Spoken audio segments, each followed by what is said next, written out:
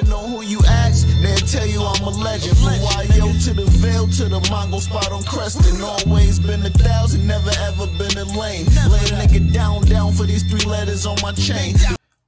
Normally, I'm very selective with what I respond to and who I respond to and what I invest my energy in, period. And I know that I said that I wasn't going to speak about this again, but this deserves a response. You know what I'm saying? And what I'm speaking about is, yesterday I'm scrolling through YouTube looking for some new Lakers news, and I stumbled upon a video that was interesting and disturbing at the same time. And it was disturbing because it was Lord Jamar basically reporting on the situation with me and SP as far as me going to Math during the interview and SP responded to it.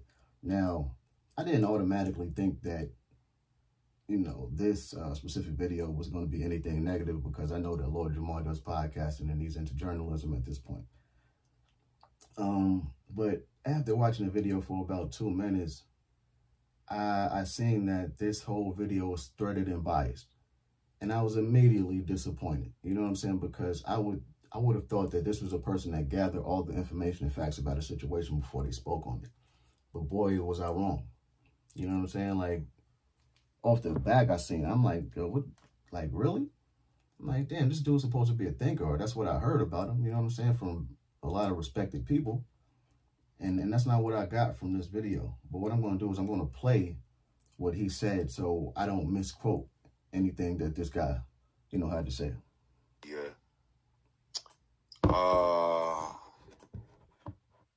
My brother, my Yonkers brother, Styles P. Well, let's stop him right there. I'm going to go right back into it, but I just want to stop him. You have to peep key words that people use when they speak, right? He said, my brother. My youngest brother. So just by him saying brother, he's recognizing him as a brother. So you're showing your alliance straight off the bat. You know what I'm saying? So you could expect bias. All right, let's get back into it. Styles P had some choice words for J Hood. He did. And Math Hoffa.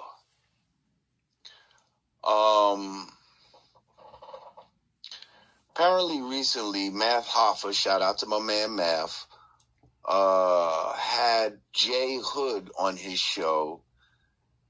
And my expert opinion, y'all go check it out. That shit is definitely blowing up right now.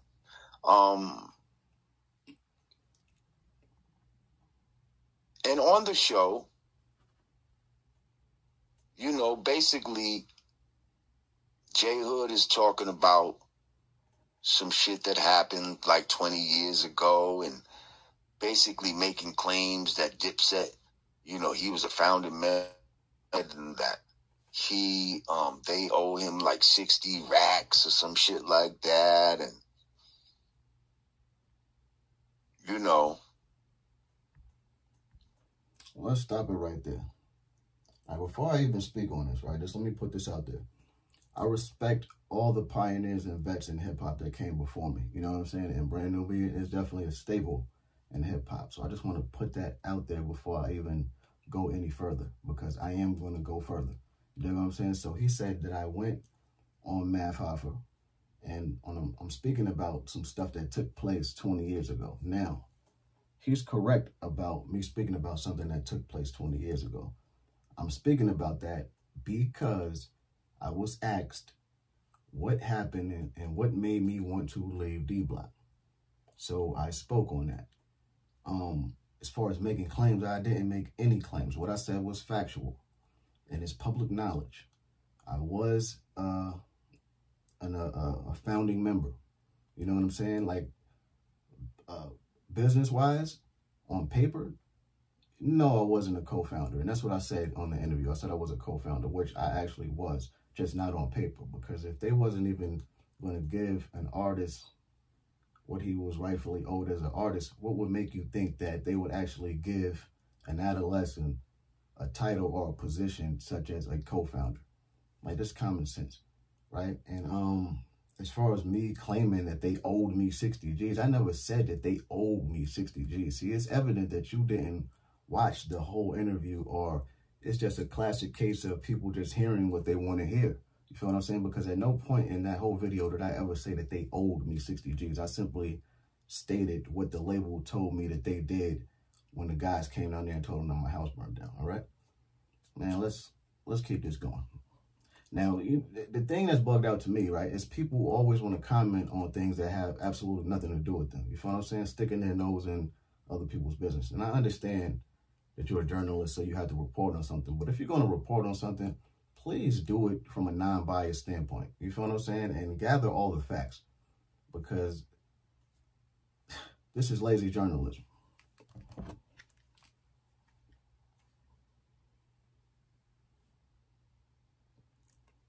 You'll get right back into it, though.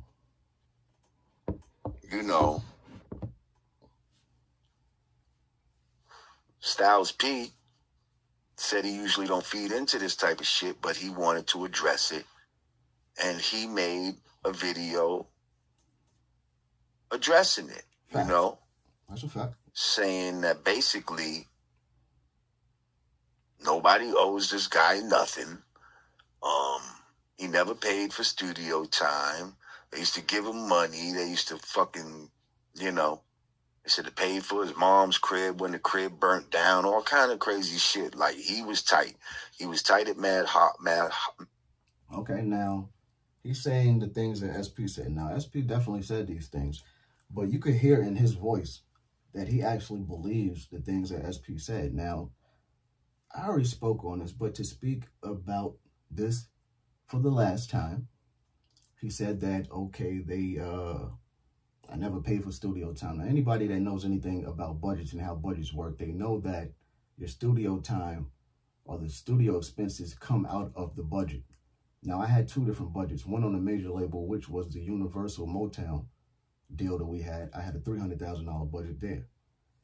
Then I had another budget over at Koch, which was a little less. It was probably around $200,000 to make an album. So whatever recording costs, if it were any recording costs, it would have came out of the budget. As far as them giving me money or spending money or giving my mother money when my house burned down, that's untrue. And I spoke about that in my response to SP. But like I said, it's obvious that this guy didn't even take the time to even check out the response or listen to the whole interview in its entirety. You know what I'm saying? So like I said, once again, lazy journalism. He was tight at Mad Hoffa for not hitting him up and trying to, like, fact check, basically, some of the shit that homeboy was saying. They were saying they put him in the game. They gave him his name, his whole style. They said the label wasn't really fucking with him like that, but they kind of was insistent. Okay, now I spoke about that as far as SP suggesting that I use my last name as my name. Yeah, I spoke on that on the interview. And as far as the labels not wanting to rock with me, listen, man, you have to use your, like I said, once again, the common sense. You have to use your common sense. If the labels wasn't rocking with me, how did we obtain 2 deals then based around the buzz that we created as the D-Block movement? Like, how? I was required as an artist in those deals. If I wouldn't have been part of those 2 deals, the deals wouldn't have went through. Like, so it's, once again, it's like people hear what they want to hear and they don't use their own mind to think. Like, people don't think for self. This is incredible. Was insistent. Yo, I got to keep it 1,000 right now. I never liked J Hood as a rapper. There you go, right there. Now, there you have it. The cat is out the bag. He said he never liked J Hood as a rapper, and that's totally fine. You know what I'm saying? Everyone's entitled to their own opinion. So I'm not mad at him about that, but it's irrelevant to what we're speaking about. You know what I'm saying? Like I could easily say, listen, I never liked Lord Jamar. I prefer Grand Pooba. But why? It has nothing to do with what we're talking about. You know what I'm saying? But is evident where this dislike, you know, stem from. Like I said earlier in the video, my youngest brother, he showed you right there his alliance. You know what I'm saying? His claim to that he was a existing member, founding member of D Block. Listen, you never heard of a D Block before I stepped on the scene. The Locks is the Locks. When I stepped on the scene is when you heard of a D Block. It was 3 members of the Locks. With J Hood added on, that was D Block when we started the label. Like, this is like, you don't need to be a rocket scientist to figure this stuff out, man. But you heard it right there. He never liked me as a rapper. J Hood as a rapper. Never liked him. I didn't understand why D Block was fucking with him. I'm gonna keep it 1,000. Stop it right there. Now, he didn't understand why D Block was rocking with him. It wasn't no D Block before I came. So what are you talking about? You mean the Locks? Like, let's be correct when we use these titles. You mean you don't understand why the Locks rocked with him? Let's be clear, because you can't say I don't understand why D Block rocked with him, because it wasn't a D Block until I stepped on the scene. So you can't say that. So let me correct him right there. I was like, who is this young guy, J Hood? Like, he just didn't have that same, like, that D Block type energy. I was like, why are they? How am I not going to have an energy that didn't exist until I, you know, I joined the clique with the guys? That makes absolutely no sense. How am I not going to have an energy of something that wasn't created yet? Do you mean that I didn't have the Locks energy? Obviously I did, because the chemistry showed in the music, and that's why the buzz was generated, and that's how the buzz was generated. Like, come on, you see what they're doing? People are quick to use these verbal gymnastics. You feel what I'm saying? Like, come on, we all know what it was. Like, if that wasn't the case, the streets wouldn't have been on fire the way they were when we was out there doing our thing on these mixtapes, man. Gee, I was like, why are they fucking with this dude? Like, I didn't understand it. And apparently I wasn't the only one that felt that way. Because, you know, Styles goes on to say how they used to have to damn near beg fucking Flex to play Homeboy songs. And again, people at the label wasn't feeling this shit and da-da-da-da-da-da-da. But they still was, you know, tried to help homie. And sometimes no good deed goes unpunished. Listen, man. He couldn't wait to use the fact that P said people wasn't feeling me or the labels wasn't feeling me. He couldn't wait to be able to say that, because now he feels like he wasn't the only person to feel that way. Now we're in a group bunched up. Like, it's a couple of us now. You know what I mean? Now that puts you in a state of comfortability. Like, come on, man, stop it. Cut it out, man. The label wasn't felt like I already explained that already. You know what I'm talking about?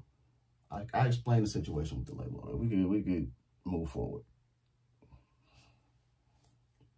You know, my gut is that Styles P is saying the real shit right now. Like, you got, you know. Why?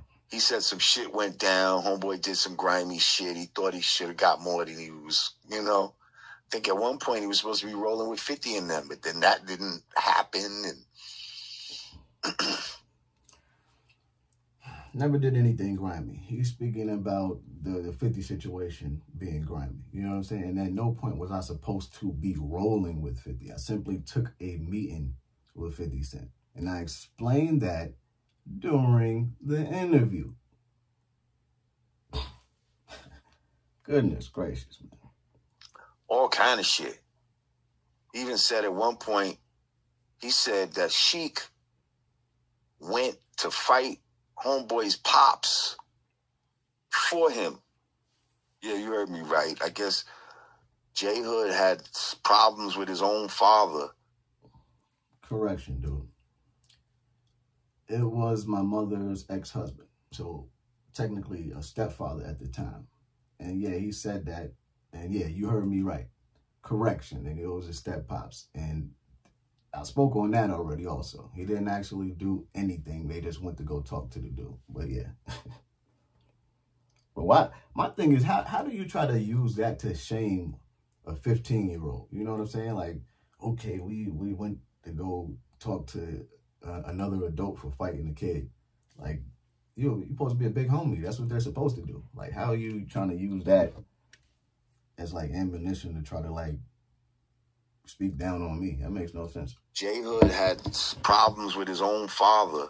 Wasn't my father. And Sheik Luch went to the crib to fight the father. Like, that's fucking crazy. That's crazy right there. And, whoa. You know, these young artists, man, they definitely can be ungrateful a lot of times. You know, you see, he has a narrative already in his mind. Like, he already had his mind made up before he did this video. You know what I'm saying? And it's clear. Youngins could be ungrateful. During my whole interview, I was showing how appreciative I was to them for even doing the things that they did for me, and I let that be known. I was very apologetic. I took accountability throughout the whole video. You know what I'm saying? And I spoke on all the things that they did for me, and I actually highlighted them. So, like I said earlier in the video, this is a classic example of people hearing what they want to hear. You know, I've definitely seen it happen.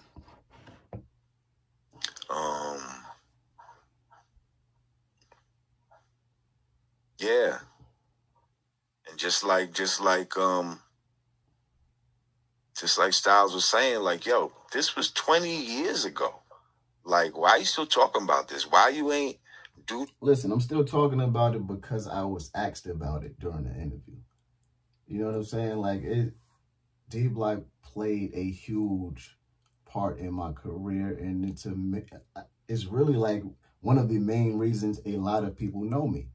And it's still a mystery to a lot of people that came up listening to us as to what really went wrong. So they asked me that in an interview, and I told them what made me want to leave. It doesn't matter if it was 50 years ago.